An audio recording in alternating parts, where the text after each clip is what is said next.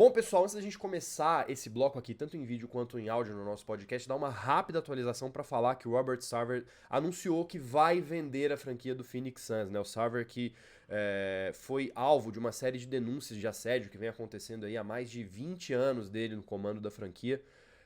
Ele recebeu uma série de punições por parte da NBA, a gente vai explicar tudo bonitinho agora nesse bloco, mas eu quis dar essa atualização agora para a gente ter todas as informações aí completas no assunto que a gente vai debater. Então, dada essa atualização, agora a gente explica exatamente todo o caso e o que aconteceu. Podem ficar aí com o vídeo.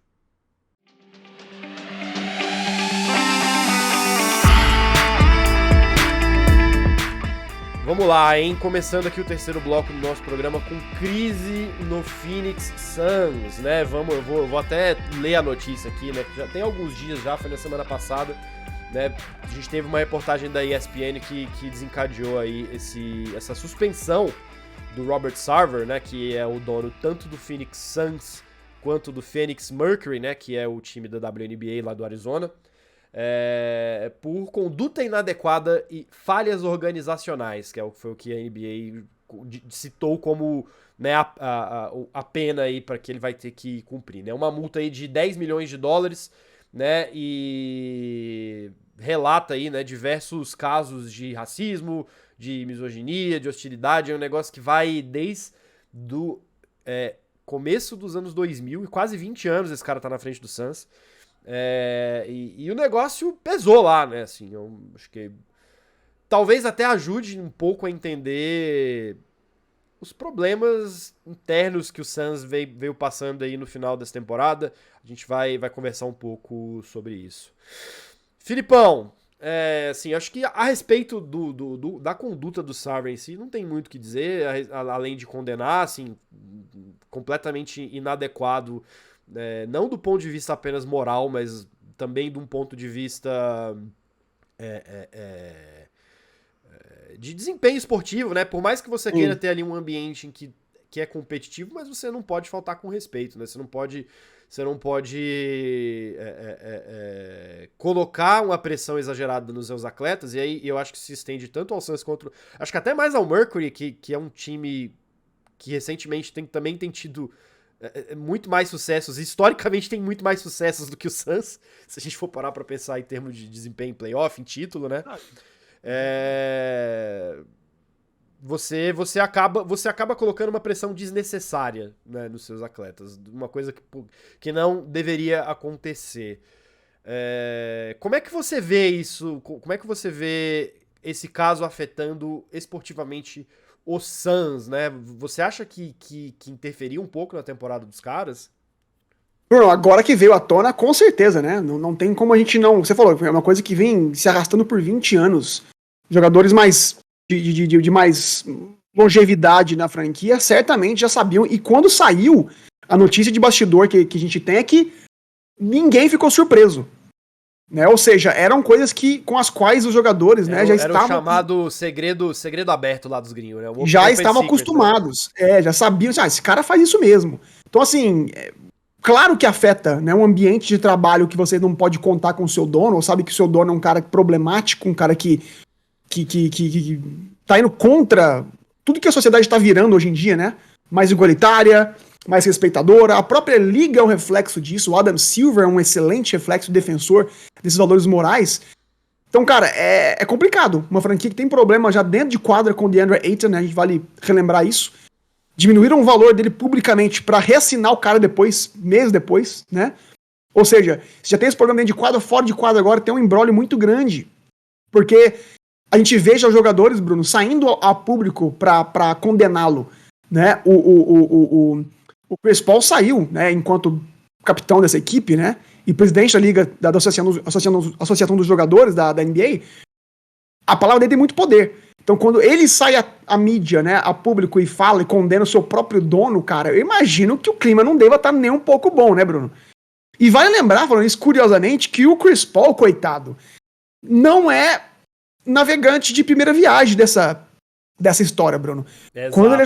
Quando ele é jogador dos Clippers, né, o dono dos Clippers na época, o Donald Sterling, também teve um problema, né, uma fala que foi gravada, uma fala racista, Sim. E foi a público, e cara, a liga forçou a vender a equipe, ou seja, você não pode mais ser dono, você não, a pena dele foi muito maior do que o Sarver tá enfrentando hoje. E a diferença que eu trago, a diferença, obviamente, é que no caso do Sterling do Clippers teve a prova, né? Tinha um áudio gravado que não teve como refutar. O Sarver, Brunão, portanto, como não tem prova física, ainda tá uma coisinha meio que a gente percebe que o Adam Silver não sabe como lidar. É um problema que a impressão que eu tenho é que eles Tá o não famoso queriam, climão, né?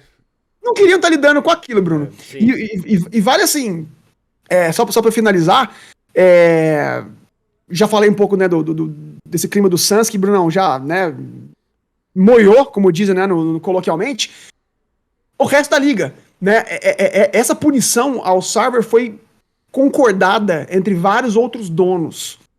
Então isso me prova também, né, por não ter sido uma coisa mais enfática, que os donos estão com medo, tipo, cara, peraí. É uma rede de cumplicidade aí, né?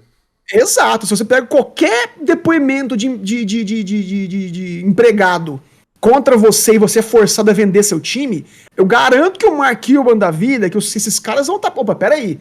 Não pode ser tão fácil assim, né? Pra gente ter que abrir mão da nossa equipe. Então é uma situação, Bruno, muito complicada que, infelizmente, vai se traduzir sim Vai. pra quadra. Pior ainda, assim, se ele continuar. Eu acho que se tiver um momento que ele seja forçado a vender a equipe, vem alguém melhor, muda o ambiente e o Suns começa a focar só em basquete. Do contrário, cara, o clima vai pesar ainda mais para Devin Booker e companhia. Inclusive, né, até falando internamente, a gente já teve aí o segundo maior acionista do Suns, né, o Jam Najaf, publicamente pedindo a saída do Sarver, né, exigindo que ele venda as ações que ele tem do time. E a gente teve o próprio Chris Paul também, né, condenando, como você falou. Cara, o negócio foi tão feio que foi parar até no governo, cara. A prefeita da cidade de Phoenix também condenou toda a conduta do Sarver aí. Filipão, não, desculpa, Jacobs, como é que você vê isso? Você acha que isso vai complicar ainda mais a temporada do Suns? Bruno, olha, eu acho que donos da NBA não necessariamente ajudam um time, mas eles podem facilmente piorar, atrapalhar um time, sabe? Hello, New York Knicks, cara.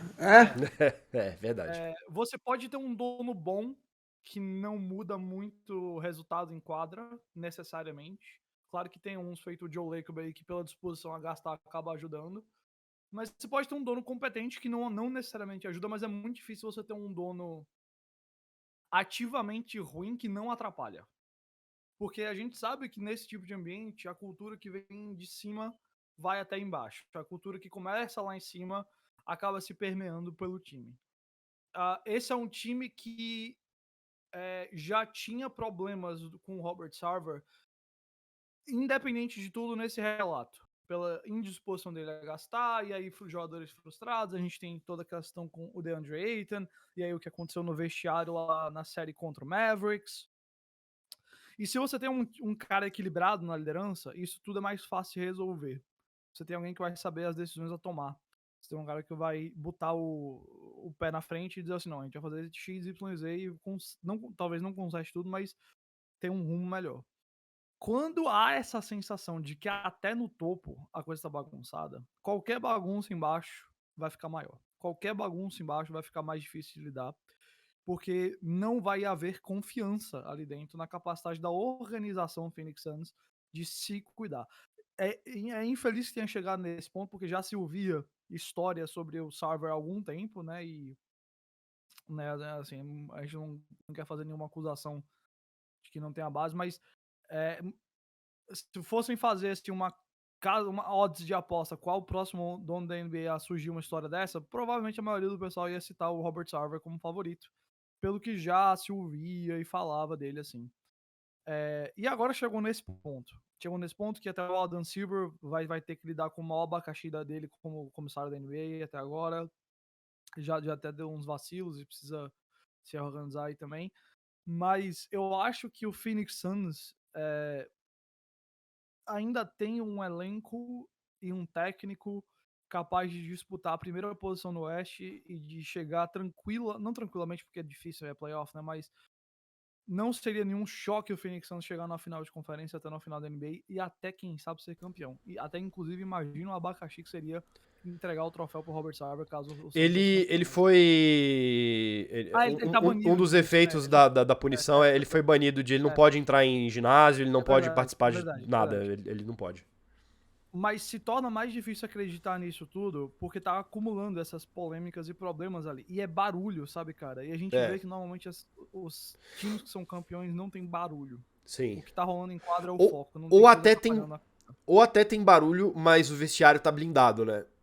É, Por exemplo, Só que o Bulls de não- 98. Vestiário ali tava 100% blindado. O time, os problemas da organização eram famosos, eram sabidos, todo mundo sabia que tava passando problema, mas o time tava ali fechado, né? E não afetava, né? E o engraçado é que o Ah. vestiário não tá blindado em parte pelo Sarver, que não quis pagar o Eitan, e aí começou o Eitan a ficar Exato. frustrado, e aí... Então você vê que acaba afetando, muitas vezes Sim, acaba afetando. É. Cara, eu acho que no fim disso tudo, assim, só pra complementar, eu acho que finalizar, isso me dá ainda mais respeito pelo Monty Williams, cara. Porque se o Suns conseguiu chegar na final em 2021, acho que um dos efeitos foi justamente ele ter conseguido afastar os problemas da organização do time, assim. Eu acho que certamente esse foi um dos aspectos do trabalho dele que a gente não estava sabendo ainda e que ele conseguiu fazer, porque o time chegou lá, né? Então eu acho que realmente tem que, pra valorizar ainda mais esse cara que já é um dos principais técnicos da NBA, na minha opinião, e cresce ainda mais em face de todos esses problemas que a organização estava sofrendo. E reforça aquilo que a gente fala, essas janelas de título fecham muito rápido. Pois é, Porque sim. nós estamos agora menos crentes na capacidade do Suns de ser campeão novamente. Não é pelo elenco, o elenco ainda é o mesmo elenco da é o mesmo elenco. As estrelas estão lá ainda, os principais peças estão lá ainda. Mas são tantos fatores. E aí a gente olhava para aquela final e parecia que o Bucks, de certa forma, pela troca que fez ali pelo Drew Holiday e tudo mais, tinha sido o time que tinha dado o all-in maior do que o Suns, né? O Suns tinha o Devin Booker muito novo, o Suns tem ali o Bridges novo, o DeAndre Ayton muito novo, o Suns parecia ter mais futuro e agora parece muito mais improvável que o Suns chegue lá antes do Bucks de novo. Exato.